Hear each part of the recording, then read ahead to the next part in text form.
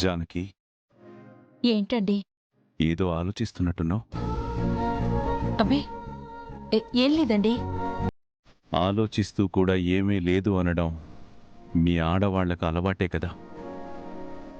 అంటే ఏదో ఇంటి పనుల గురించి ఆలోచిస్తున్నానండి. అలా చెప్పు. మనసులో ఏ ఆలోచన లేకుండా నువ్వు తల తుడిచే విధానానికి, ఆలోచిస్తూ తల తుడిచే విధానానికి తేడా ఎలా ఉంటుందో తెలుసా? అలా తుడవడంలో కూడా మీకు తేడా అర్థమవుతోందా? ఇష్టమైన మనిషి మాట మారినా, ప్రేమ మారినా అర్థమైపోతుంది. అది అర్థం కాలేదు అంటే వాళ్ళ మధ్య ప్రేమ లేనట్టే.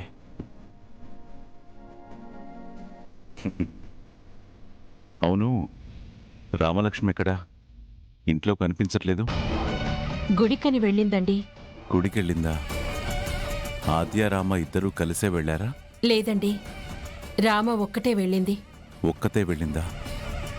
అదేంటి? ఆద్య లేకుండా ఒంటరిగా ఎక్కడికి వెళ్ళదు కదా.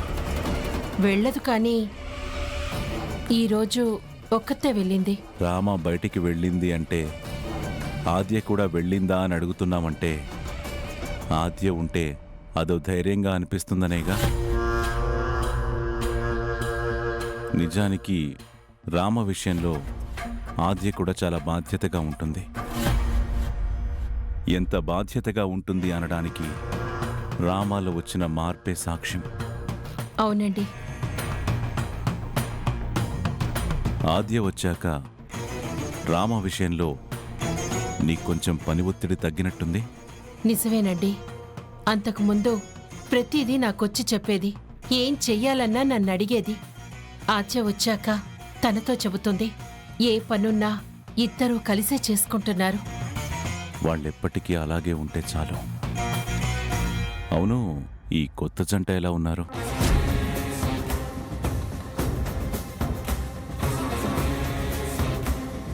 ఏ ఎందుకలా అడుగుతున్నారు?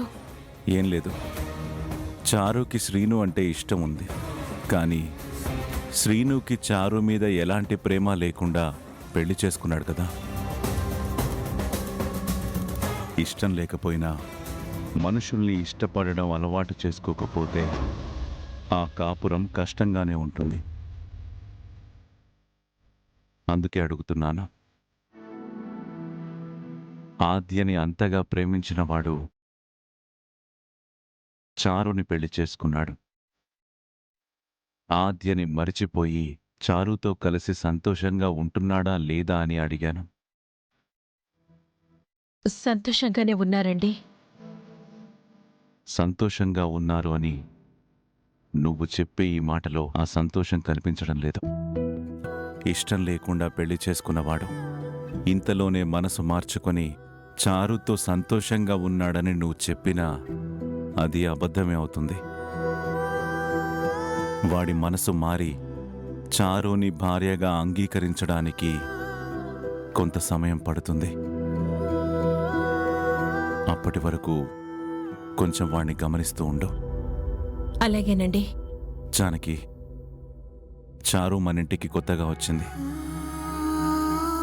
తనకి మనింటి పద్ధతులు చెప్పి తెలియని పనులన్నీ నేర్పించు. నేను నేర్పించేది ఏముందిలేండి.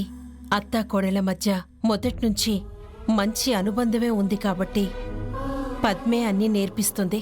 పద్మ నేర్పించేది పద్మ నేర్పిస్తుందిలే. నువ్వు నేర్పించాల్సింది నువ్వు నేర్పించు. ఉమ్, అలాగే.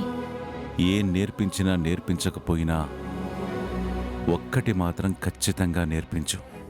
ఏంటండి అది? భర్తని ప్రేమించడం, ప్రేమగా చూసుకోవడం. పెళ్ళైన మగాడు సంతోషంగా ఉన్నాడు అంటే అతని మొహంలో నవ్వు అతనిది కాదు, అతన్ని ప్రేమగా చూసుకునే తన భార్యది. కష్టంలో ఓదార్చి ఇంటి గురించి ఆలోచించే అవసరం లేకుండా ఇంటి బాధ్యతల్ని మోసి అన్నిటికీ నవ్వుతూ ఏమీ కాదండి అని ధైర్యాన్నిచ్చే నీలాగా ఉండాలి. శ్రీను కూడా నాలా సంతోషంగా ఉంటాడు. భార్యగా వచ్చిన ఆడపిల్ల అత్తింట్లో దీపాన్నే కాదు, భర్త మొహంలో నవ్వుని కూడా వెలిగించాలి. నీలాగా. మీరు మరీ పొగిడేస్తున్నారు. నిజం చెప్పాను. ఈ రఘురామయ్యకి అబద్ధం చెప్పడం కూడా తెలుసా? ఈ నవ్వు ఇలాగే ఎదురుగా ఉంటే చాలు. ఇంకో 100 ఏళ్ళు ఆనందంగా బ్రతికేస్తాను. అవునా? అప్పుడు నా నవ్వుని జేబులో పెట్టుకొని తీసుకెళ్ళిపోండి. షాప్‌లో ఎదురుగా పెట్టుకొని చూసుకోండి. నిజమే కదా? ఇచ్చేయ్.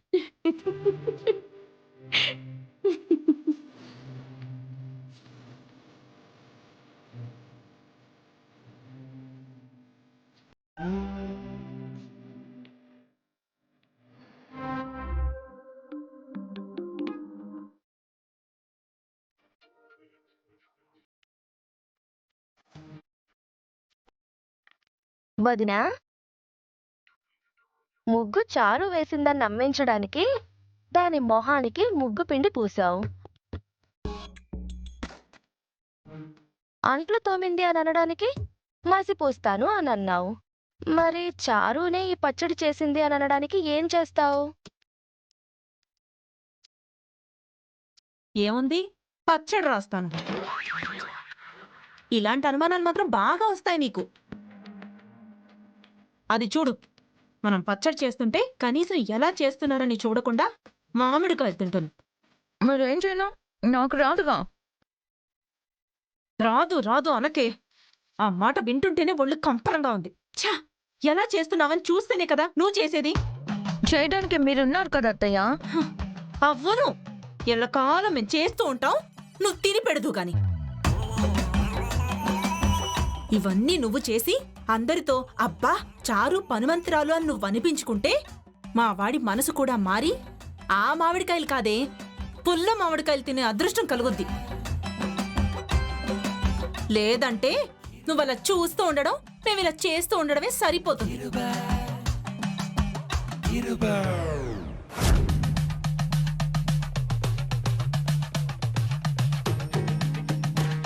వదినా, ఆ జానకక్కొస్తుంది. అయ్యయ్యో,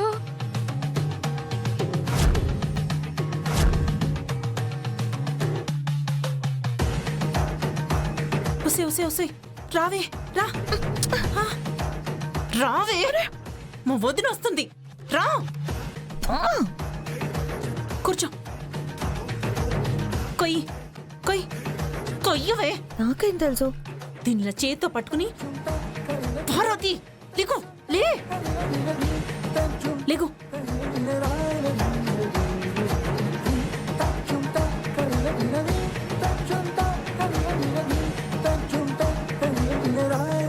పద్మా, ఏంటి ఇంకా అవలేదా? చేస్తుంది వదినా. తను చేస్తుంటే నువ్వు తింటూ ఉన్నావా? మిగిలిన పళ్ళు చూసుకోవచ్చు కదా పద్మా. మేం పోతే చారు చేయలేదు కదా, అందుకే.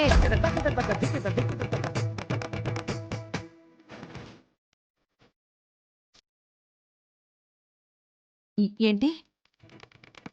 ఆహా, అదే వదినా, మన ఇంట్లో కొత్తగా చేస్తుంది కదా, దగ్గరెవరూ లేకపోతే చేయలేరు కదా అంటుంది.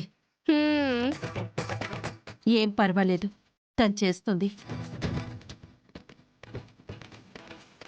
చారు త్వరగా కానివ్వమ్మా. ఆ, అలాగే పెద్దమ్మా. మొదటిసారి ఇంట్లో అందరూ నీ చేతి ఉగాది పచ్చడి తినబోతున్నారు. ఆ, అలాగే అలాగే. పద్మ, మీరు రండి, మిగతా పనులు చూద్దాం. వస్తాం.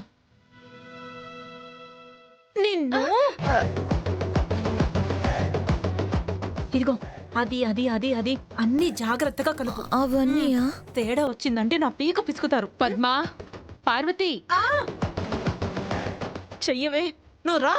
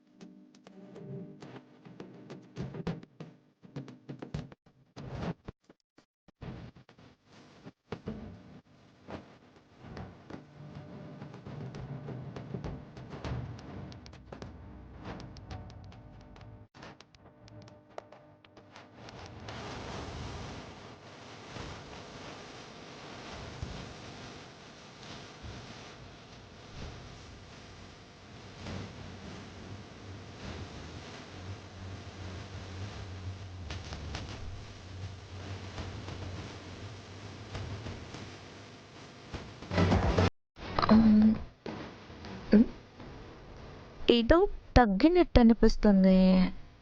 ఏంటది? హా, ఉప్పు తగ్గింది.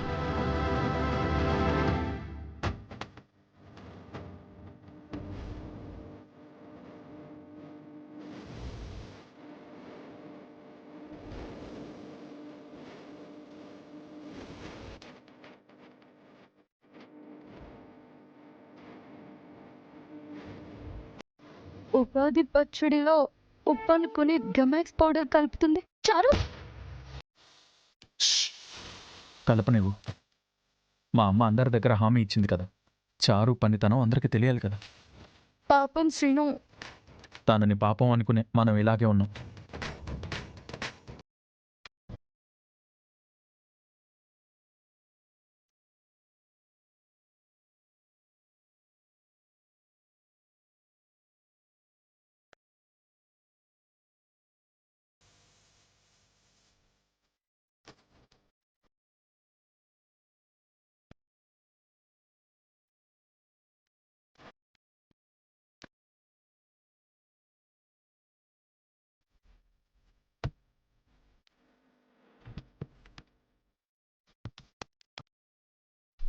ఉగాది పచ్చడి మొత్తానికి రెడీ చేశా.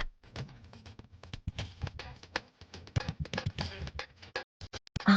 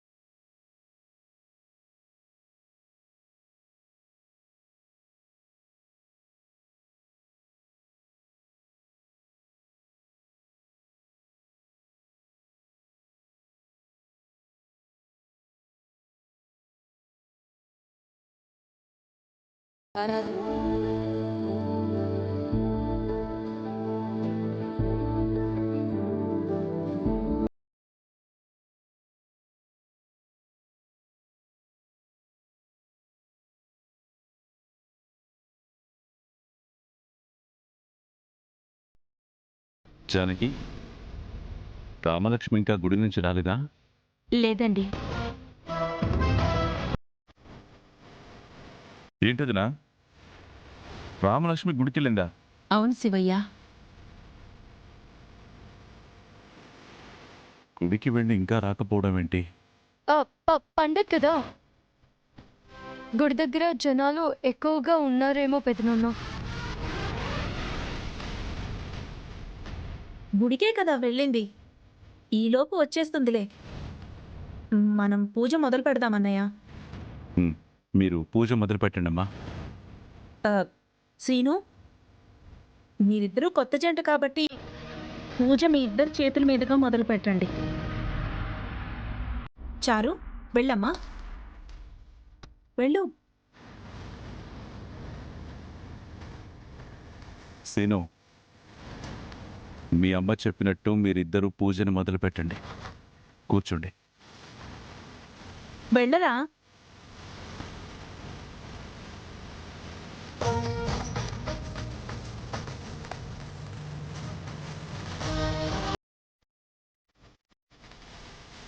పూజ చేసేటప్పుడు ఎవరైనా మంచి పాట పాడితే బాగుంటుంది. మా చారు పాటలు బాగా పాడుతుంది. అయితే ఇంకే, అమ్మా చారు పాట పాడమ్మా. నేనా?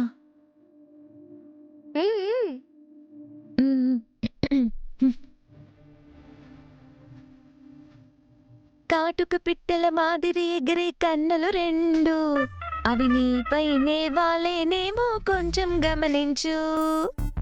చుమ్ చుమ్ చుమ్ చుమ్ చుమ్ చుమ్ చుమ్ చుమ్. ఇప్పటిదాకా పరిచయమైనా లేకపోవచ్చు, అవి ఎప్పటి నుంచో నీ కోసమని చూస్తూ ఉండొచ్చు. నువ్వు రాగానే రెప్పల రెక్కలు చాచి ఎగరచ్చు.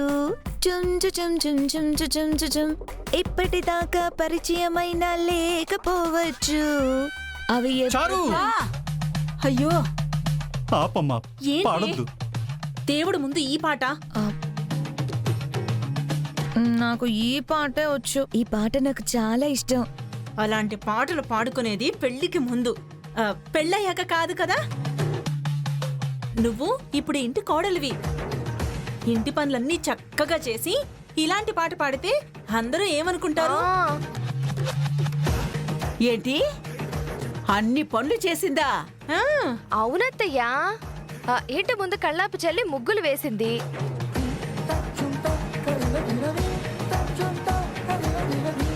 అంట్లు తోమి ఇల్లు శుభ్రం చేసింది. అదుగదుగో ఉగాది పచ్చడి కూడా పెట్టింది. అమ్మో, అంత పని చేసినా మనిషి ఏంటి ఇంకా నలగలేదు?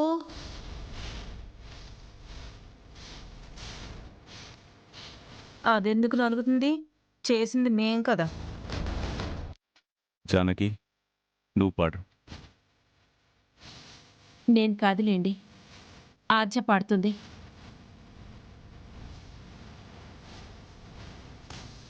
నేను దేవుడు ముందు పాట పాడితే పుణ్యమేనమ్మా. రా కూర్చో, పాడు. చూసావా పార్వతి, మా అమ్మ కూడా దాని పార్టీలో చేరిపోయింది. అటు బుద్ధినేమో నా కోడలు పాడలేకపోయిందని ఆద్యని చారు కన్నా గొప్పగా చూపించాలని దాంతో పాడిస్తుంది. నిజమే వదినా, నేనంత దూరం ఆలోచించలేదు. అయినా దానికి మన పాటలు ఎక్కడొస్తాయి? ఏ ఇంగ్లీష్ పాటో పాడి మా అన్నయ్యతో తిట్టించుకుంటుంది చూడు. ఆద్య వెళ్ళమ్మా, వెళ్ళి పాడు. వెళ్ళమ్మా, కూర్చో.